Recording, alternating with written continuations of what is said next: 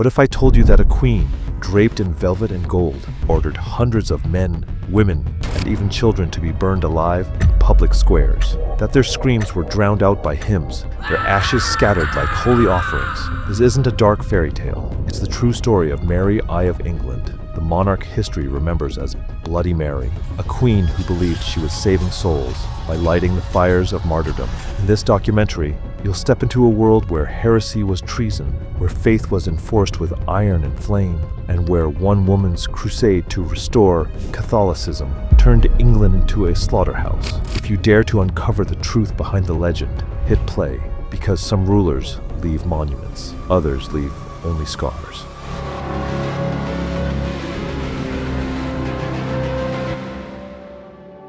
Before the flames, there was chaos. England in the early 16th century was a land torn between God and King. Henry VIII, Mary's father, had shattered centuries of Catholic tradition by breaking with Rome, declaring himself head of the Church of England, and dissolving the monasteries. His reign was a whirlwind of reformation, rebellion, and royal tyranny. For Mary, a devout Catholic, her father's actions were heresy. Her mother, Catherine of Aragon, had been cast aside for Anne Boleyn, and Mary herself was declared illegitimate. She lived in fear, forced to deny her faith, watching as Protestantism took root. But when her half-brother, Edward VI, died young, the throne was suddenly within her grasp. The stage was set, the people were divided, and Mary Tudor was ready to reclaim England for God.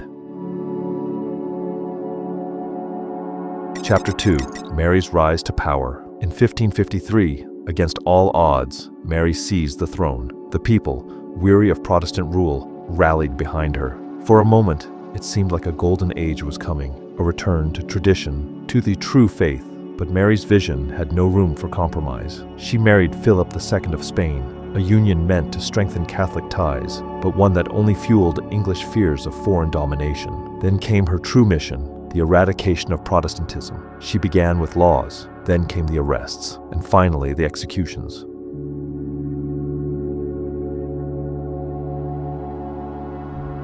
Chapter 3. The Fires of Faith. The morning of February 4th, 1555, dawned cold and gray over London. John Rogers, once a respected bishop and Bible translator, was roused from his cell in Newgate prison. The guards roughly bound his hands and led him out into streets already filling with onlookers. Some in the crowd jeered, egged on by priests who denounced him as a traitor to God. Others watched in uneasy silence as the procession made its way to Smithfield, where a stake stood waiting, surrounded by neat stacks of wood. As Rogers was tied to the post, the sheriff stepped forward with one last offer: recant, and his life would be spared. The bishop shook his head. The fire was lit. What happened next would be remembered for centuries. Instead of screams, Rogers began to pray in a clear, strong voice. The flames licked at his legs, then climbed higher, yet still he spoke, his words carrying over the crackling wood until the smoke finally stole his breath. Some in the crowd who had come to mock found themselves unable to look away.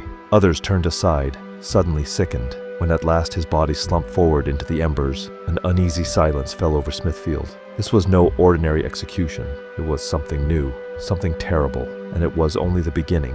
Over the next months, the burnings became a grim routine across England. In city squares and marketplaces, at crossroads and before church doors, the fires claimed their victims. Lawrence Saunders in Coventry, his voice rising above the flames in prayer until the end. The elderly Hugh Latimer and scholarly Nicholas Ridley in Oxford, bound back to back at the stake, their deaths giving birth to immortal words of defiance. And most horrifying of all, the young Paratine Massey in Guernsey, whose pregnancy could not save her from the flames when her belly burst open in the fire. The bailiff callously tossed her screaming infant back into the pyre. Queen Mary's advisors had envisioned these executions as a cleansing fire that would purge England of heresy. They ordered each burning to be a public spectacle, the locations chosen for maximum visibility, the timings coordinated for largest crowds. They wanted the people to see, to smell, to remember the cost of disobedience. But something unexpected happened. Where the regime expected fear, they found instead a growing defiance.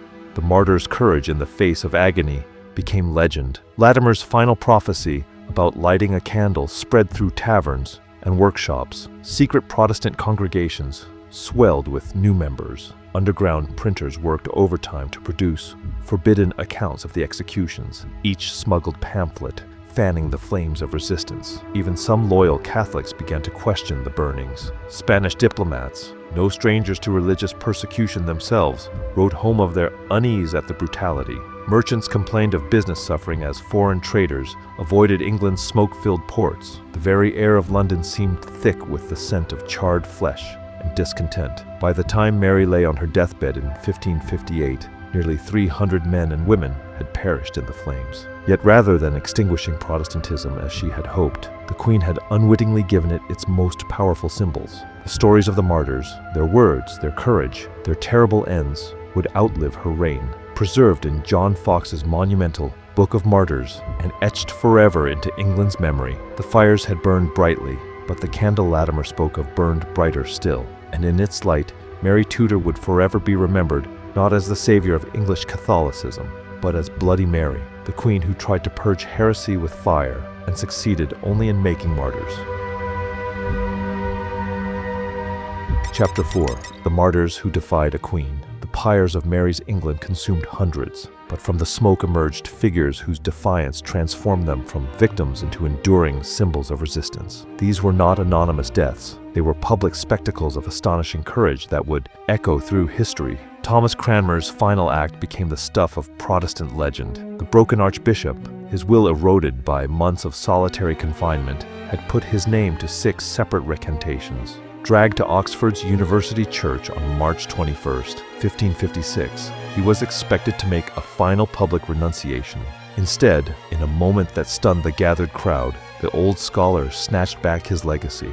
With sudden clarity, he renounced his recantations, declaring his hand unworthy for having signed what his heart rejected. As flames licked at the kindling, Cranmer deliberately thrust his right hand into the fire first, holding it there until the flesh blackened. "This unworthy right hand," he cried, a physical metaphor for spiritual redemption that would be retold for generations. 6 months earlier, Oxford had witnessed an equally dramatic martyrdom. Hugh Latimer, the fiery 80-year-old preacher, and Nicholas Ridley, the scholarly Bishop of London, were bound back-to-back at the stake. As the fire caught beneath them, Latimer turned his head to offer his companion words that would become immortal. "Be of good comfort, Master Ridley, and play the man.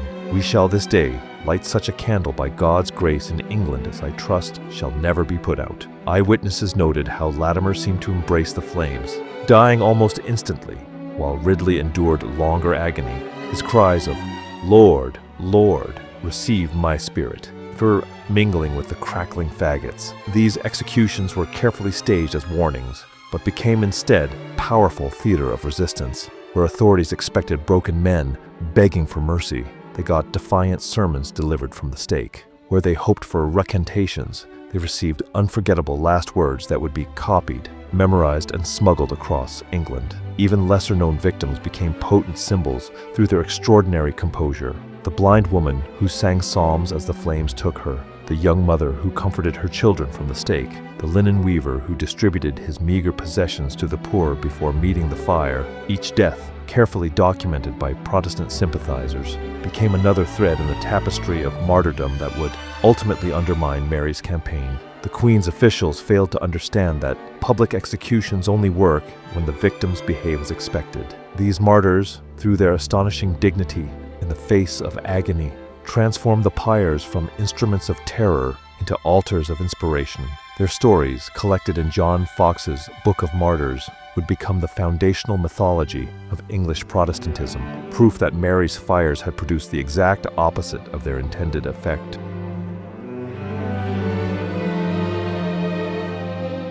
Chapter 5. The Machinery of Death. The burnings did not happen by chance. Behind each execution lay a cold, efficient system designed to break England's Protestant faith. Mary's government transformed a heresy hunting into a bureaucratic operation, with every step calculated to maximize terror and minimize resistance. It began with denunciation. Neighbors informed on neighbors. Children betrayed parents. The promise of reward, whether coin or favor, turned ordinary streets into webs of suspicion. Once accused, the suspect was dragged before special ecclesiastical courts where bishops, not civil judges, decided their fate. These weren't trials in any true sense. The accused were given a choice: recant or burn. Some broke under pressure, signing confessions they didn't believe. Others held firm, knowing what awaited them. The executions themselves were ritualized horrors. At dawn, the condemned were led from prison through streets lined with spectators. Authorities ensured crowds were large, sometimes even paying beggars to attend and jeer. The procession moved slowly, passing churches where priests would make one final appeal for conversion. At the stake, the prisoner was chained to a post surrounded by bundles of wood. Here, the theater reached its peak. Officials would extend a last pardon, dangling life before the victim if only they would utter the right words. The fire was never quick. Executioners used green wood when they could, ensuring a slower burn. Some victims suffocated quickly in the smoke. Others, especially those who struggled against their chains, endured minutes of agony as flames licked at their limbs. The screams served a purpose. They were the final lesson to any who might harbor Protestant sympathies. Yet the system had flaws. Not all crowds cooperated. At some burnings, onlookers threw flowers instead of insults. A few even rushed forward to place extra gunpowder around victims' necks, a small mercy to hasten death. And as the body count grew, so did whispers that this was not justice, but something darker. By 1558, the machinery was wearing down. The courts worked overtime to process cases. Execution sites had to be rotated as the stench of previous burnings lingered. Most damning of all, the supply of willing informants began to dry up. The system designed to eliminate heresy was instead creating martyrs, and with each new execution, Protestantism's roots in England grew deeper. Chapter 6: The Queen's Descent. The flames of Smithfield cast long shadows across Mary's reign, but behind the public burnings lay a private torment that would ultimately consume her. The woman who had ascended the throne amid cheers found herself increasingly isolated, her dreams of a Catholic England matched only by the crumbling of her personal happiness. Her marriage to Philip of Spain, initially celebrated with lavish pageants, quickly revealed itself as a political sham. The Spanish prince, 11 years her junior, showed little affection for his queen. Court observers noted how he would often disappear for months at a time, leaving Mary to pace the halls of Whitehall Palace alone. When he did return, it was only to pressure her for English troops and funds to support Spain's endless wars. The pregnancy announcements that followed each reunion proved to be cruel illusions. Her swollen belly would recede, the royal nursery remained empty, and Mary would retreat into deeper despair. With each phantom pregnancy, the Queen's grip on reality seemed to weaken. She ordered London's churches to conduct endless processions, praying for her fertility. Her physicians, terrified of telling the truth, concocted ever more elaborate explanations for her condition. The court whispered about tumors, about dropsy, about God's judgment. Meanwhile, Philip's attentions turned elsewhere. Diplomatic correspondence from 1557 reveals his secret negotiations to abandon the marriage entirely. The burnings that had begun as religious duty now took on a desperate quality. As her personal life unraveled, Mary threw herself into the persecution with renewed fury.